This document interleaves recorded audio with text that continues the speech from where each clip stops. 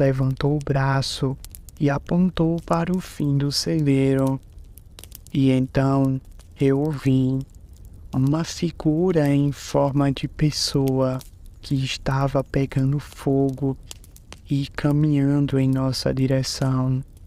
E naquele exato momento fiquei sem palavras, sem reação e sem saber o que fazer.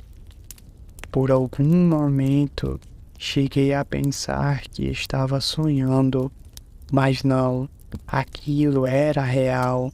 Tinha um fantasma vindo em nossa direção. E com todo aquele medo e terror tomando conta de mim, e aquela assombração vindo em minha direção, em um movimento automático do meu corpo, puxei meu amigo pelo braço e, sem olharmos para